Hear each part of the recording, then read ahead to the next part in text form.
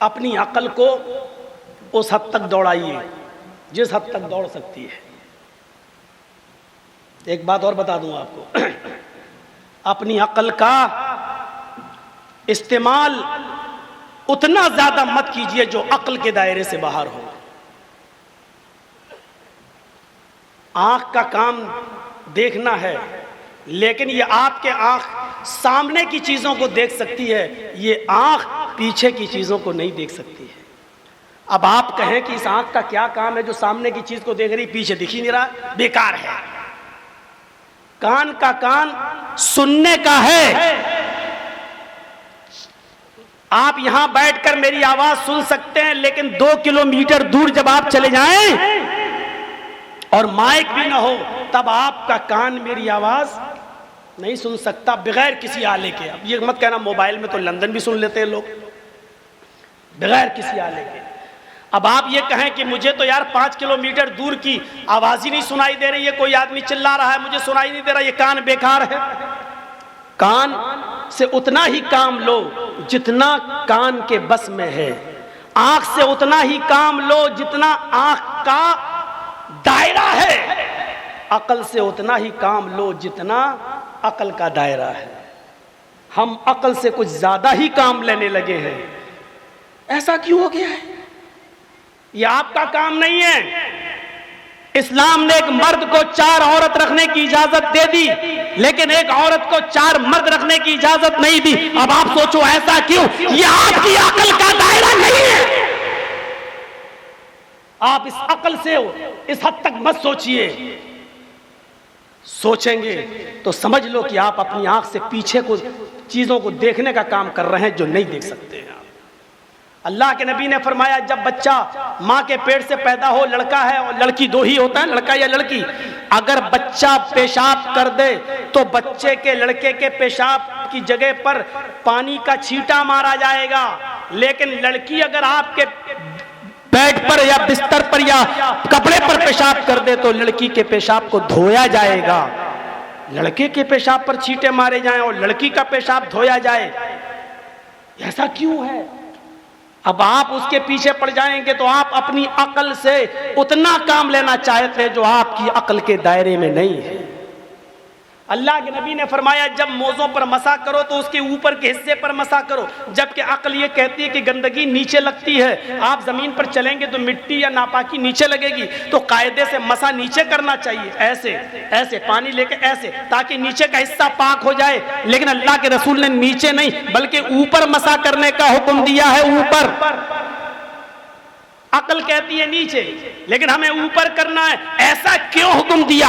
ये आप जो चीज सोच रहे हो वो आप अकल से उसके दायरे से ज्यादा काम ले रहे हो जो आपकी अकल का दायरा नहीं है। अगर दुनिया में 2 ही हर आदमी के अकल पर आदमी चलने लगे तो माफ कीजिएगा, आपकी अकल कुछ और कहेगी और मेरी अकल कुछ और कहेगी। और इसी अकल का लोगों ने नाजायज फायदा उठाया। तो आज देख लीजिए बर्तानिया में और अमेरिका में उन्होंने कहा इसमें अकली तौर पर कोई बुराई नजर नहीं आती कि लड़के लड़कों के साथ रिलेशनशिप में रहें और लड़कियां लड़कियों के साथ रिलेशनशिप में रहें। बर्तानिया और अमेरिका में बाकायदा लड़के लड़कों के साथ शादी करके रह रहे हैं और लड़कियां लड़कियों के साथ शादी करके रह रही हैं बाकायदा। उन्होंने कहा इसमें अकली तौर पर क्या बुराई? अगर कोई लड़का किसी लड़के के साथ रहना चाहता है तो अकली तौर पर कोई बुराई नहीं। अगर कोई लड़की किसी लड़की के साथ रहना चाहे तो अकली तौर पर इसमें कोई बुराई नजर नहीं आती है। ये अकल का नाजायज फायदा उठाया गया है, या यूं कह लिया जाए कि अपनी अकल को उसके दायरे से बढ़ाकर उसके ऊपर बोझ डाल दिया गया है जो अकल का काम नहीं था, लेकिन इन्होंने अपनी अकल का नाजायज इस्तेमाल किया। तो ये ऐसी चीजें, वरना आपके सुप्रीम कोर्ट के अंदर भी ये चीज पास हो चुकी है भारत के अंदर से कि अगर आपकी बीवी भी आप कि मर्जी के मुताबिक अगर आपके बिस्तर पर नहीं सोती है तो आप उसको जबरदस्ती उसके साथ हम बिस्तरी नहीं कर सकते हैं। अगर आपने जबरदस्ती अपनी बीवी के साथ हम बिस्तरी की तो ये भी रेप माना जाएगा। ये आपके भारत के कानून का एक हिस्सा है, सुप्रीम कोर्ट का एक हिस्सा है। आपके भारत के सुप्रीम कोर्ट का एक कानून ये भी है कि अगर आपकी बीवी है, आपने कॉन्टैक्ट किया है, आप उसके शरीर के मुकम्मल मालिक नहीं है, अगर वो अपनी मर्जी से आपकी बीवी होते हुए भी अगर कई लोगों के साथ रिलेशन रखना चाहे तो आप उसके ऊपर केस नहीं कर सकते हैं, क्योंकि उसका जिस्म है, उसकी मर्जी है। वो आपकी बीवी है जरूर, आप उससे फायदा उठाएंगे, लेकिन अगर वो किसी दूसरे के साथ भी अगर अपने संबंध बनाना चाहे तो कोई जुर्म नहीं है, क्योंकि वो आजाद है। मेरे भाइयों, ये उसी अक्ल का नतीजा है कि लोगों ने उस अक्ल से उतना काम ले लिया है जो उस अक्ल का दायरा नहीं है। आंख से हम यहां बैठे बैठे हम दीवार की चीजें देखना चाहते हैं, यहां बैठे बैठे हम कलकत्ता के क्या हो रहा है वो देखना चाहते हैं। ये आंख के दायरे से बाहर है। हम यहां बैठे बैठे पाकुल रेलवे स्टेशन पर कुलियों की आवाज सुनना चाहते हैं, जो हमारे कान के दायरे से बाहर है। इसी तरीके से अक्ल का नाजायज फायदा है। और अक्ल को अगर आजाद छोड़ दिया जाए तो माफ कीजिएगा, मैं बहुत ही वाज़ेह लफ्जों में कह देना चाहता हूं, गौर से सुनिएगा। अगर अक्ल को आजाद छोड़ दिया जाए तो मैं पूछना चाहता हूं कि फिर एक बहन के साथ निकाह करने में और बेटी के साथ शादी करने में क्या बुराई है? मुझे बताइए, अकली तौर पर बताइए क्या बुराई है। बल्कि मैं तो ये कहता हूं कि आपकी बहन बड़ी खूबसूरत है, आप अपनी बहन के जज्बात को समझते भी हैं, आपने नाजो नखलों में पाला भी है, आप दौलतमंद भी हैं। अक्लमंदी तो ये कहती है कि आप अपनी बहन के और अपनी बेटी के ज्यादा मुस्तहिक है कि आप उसके साथ निकाह करें। ये कौन सी अक्लमंदी है कि अपने घर की दौलत को आप किसी दूसरे के हवाले कर दें और दूसरे की सड़ी हुई दौलत को आप अपने घर में ले आए और अपने घर की महारानी बना लें? ये कौन सी अक्लमंदी है? लेकिन मेरे भाइयों, इसको कोई भी दुनिया के अंदर इसको सही नहीं मानता है। ना भारत का कानून इसको सही मानता, ना अमेरिका। मैं पूछना चाहता हूं क्यों कहता कि नहीं शर्म हया भी, ये आप कितनी भी चीजें कह लें, समाज सोसाइटी की दुहाई दे दें, माफ कीजिएगा, आप ये सिर्फ समाज और सोसाइटी की दुहाई दे सकते हैं, लेकिन मुझे ये बताइए अकली तौर पर इसमें क्या बुराई है? जो काम हमारी बहन के साथ हमारा बहनोई करता है, वो काम क्या एक भाई नहीं कर सकता है? बच्चे पैदा वहां होंगे, क्या बच्चे पैदा इस घर में नहीं हो सकते? बल्कि हमें अपनी बहन और अपनी बेटी के मिजाज से हम ज्यादा वाकिफ हैं। हम जितना अच्छी तरीके से उसके साथ रह लेंगे, दूसरा नहीं रह पाएगा। अकल तो ये कहती है, लेकिन मेरे भाइयों, ये अकल का दायरा है जो महदूद है। जब अक्ल हमारी काम करना बंद कर देती है तो वहां पर एक तीसरा इल्म काम करता है, जिसको कहते हैं वही इलाही। वही इलाही की जरूरत वहीं पड़ती है जहां हमारी अक्ल का दायरा खत्म हो जाता है।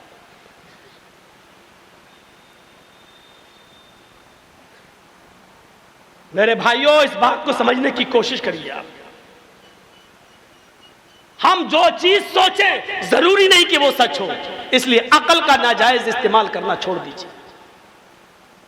ये शरीयत ने बताया है कि बहन के साथ रिश्ता तुम नहीं कर सकते हो। ये शरीयत ने बताया है, वही इलाही ने बताया है कि बेटी के साथ निकाह करना हराम है। ये शरीयत ने बताया है कि मां के साथ निकाह करना हराम है। ये वही इलाही तय करती है कि तुम खाला के साथ निकाह नहीं कर सकते हो। ये वही इलाही तय करती है कि तुम फूफी के साथ निकाह नहीं कर सकते हो।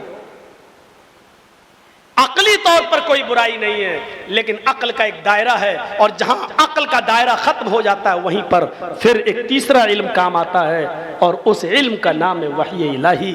इसलिए इस दुनिया को एक तीसरे इल्म की जरूरत है, वही इलाही। दुनिया का निजाम अगर अपनी अपनी अक्लों से चलाओगे तो हर इंसान की अक्ल एक दूसरे से अलग है,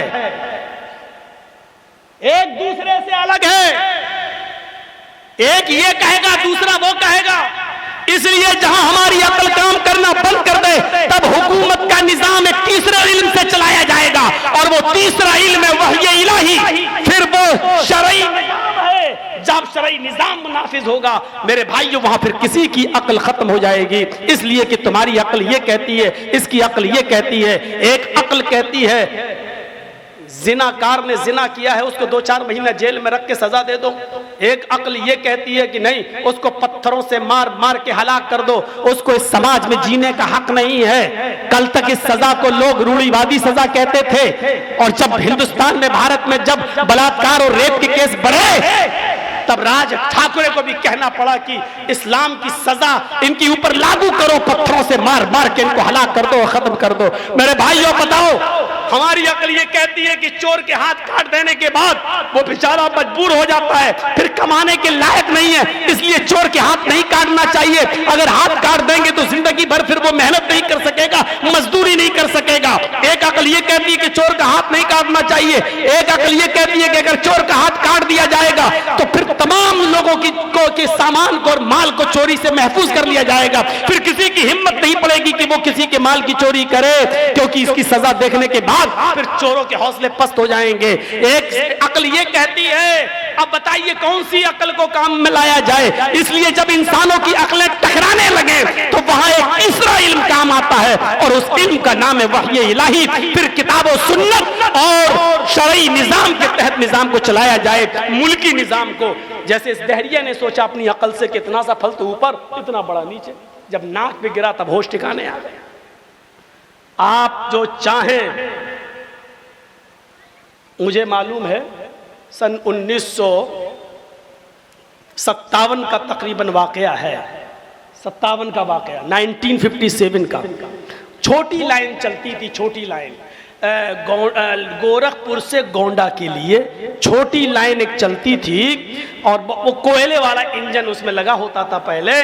तो जब उसमें गाड़ियां, एक ट्रेन, उसका ड्राइवर है मोहम्मद कासिम नाम का, सुनिए, मोहम्मद कासिम नाम का ड्राइवर गाड़ी ट्रेन चला रहा है। और जब ट्रेन गोरखपुर से बढ़नी और बढ़नी को क्रॉस करते हुए जब वो कौवापुर स्टेशन के पास से गुजरी, तुलसीपुर के पास एक पुल था, उस पुल के पास को क्रॉस करने के बाद आगे बढ़ती है, तो ट्रेन ड्राइवर ने, मोहम्मद कासिम ने देखा कि एक 17-18 साल की एक लड़की दौड़ती हुई चली आ रही है, और वो ट्रेन की पटरी के नीचे आकर लेट गई है, खुदकुशी करना चाहती है। ट्रेन के ड्राइवर ने हैवी ब्रेक लगाए, कोशिश की कि ट्रेन को रोकें, लेकिन चूंकि वो ज्यादा दूर नहीं थी लड़की, इसलिए डर था कि हम ब्रेक, एकदम तो ब्रेक लगेंगे नहीं, ब्रेक धीरे ही धीरे लगते हैं ट्रेन के। लेकिन उसने कोशिश करके ट्रेन के ब्रेक को लगाने की कोशिश की, हैवी ब्रेक लगाए, और ब्रेक लगाने में वो कामयाब हुआ। जब उसने मुड़ पीछे देखा तो क्या देखता है कि लड़की में और ट्रेन के पहिए में सिर्फ एक बालिश्त का, एक बित्ते का फर्क है। लड़की ट्रेन के पहिए के नीचे है, लेकिन एक बालिश्त रह गई है। अगर एक बालिश्त और गाड़ी आगे बढ़ जाती तो लड़की के ऊपर चढ़ जाती। ठंडी सांस ली कि लड़की बच गई। ट्रेन का ड्राइवर नीचे उतरता है, इतने में खेत में काम करने वाले लोग उस लड़की को बचाने के लिए जब दौड़ते हैं तो ट्रेन के ड्राइवर के साथ साथ लोग वहां जमा हैं। जब उस लड़की को उठाया जाता है, उसकी सांस सूंघी जाती है, दिल की धड़कन देखी जाती है, तो पता चलता है कि लड़की हार्ट अटैक से मर चुकी है। ट्रेन उसके ऊपर नहीं चढ़ी, लेकिन ट्रेन की पहिए का खदशा उस लड़की को ले डूबा, ये सोचते हुए कि हम मरेंगे तो कैसे मरेंगे, ट्रेन चंद कदमों पर है। इससे पहले कि पहिया उसके ऊपर चढ़ता, उसको अटैक पड़ा और वो मर गई। पहिया चलने से पहले, चढ़ने से पहले वो लड़की मर गई। उस वक्त मोहम्मद कासिम ने ये बयान दिया कि आज कुरान की इस आयत के ऊपर मेरा यकीन बहुत मजबूत हो गया। मा तशाऊना इल्ला यशा अल्लाह, जो तुम चाहो जरूरी नहीं कि वो पूरा हो, पूरा वही होता है जो अल्लाह चाहता है। मैंने पूरी कोशिश की इस लड़की को बचाने की, मैंने पूरी कोशिश की इस 18 साल की लड़की को बचाकर उसके माँ बाप के हवाले कर दिया जाए, पूरी कोशिश की और जिंदगी में मैंने अपनी अपनी लाइफ में इतने हैवी ब्रेक कभी नहीं लगाए, लेकिन इसके बावजूद मैं इस लड़की को नहीं बचा सका। इसलिए ये सोचना कि किसी की जान बचाना या किसी की जान लेना इंसान के हाथ में है, ये तसव्वुर गलत है। ये किसी की इंसान के हाथ में नहीं है। अगर किसी की जान बचाना इंसान के हाथ में होता तो माफ कीजिए मोहम्मद कासिम इस लड़की की जान को बचा लेता और कामयाब हो गया। लेकिन मोहम्मद कासिम ने कहा कि आज यकीन हो गया इस बात की, कुरान की आयत पर तो पहले से मानता हूं, लेकिन आज मुकम्मल यकीन है कि जो हम चाहें वो जरूरी नहीं कि पूरा हो, वही होता है जो अल्लाह रब्बुल आलमीन चाहता है। हमारे आपके चाहने से कुछ नहीं होता। तौहीद हमारा रिश्ता मजबूत कर, और दुनिया का हर मजहब यही कहता है।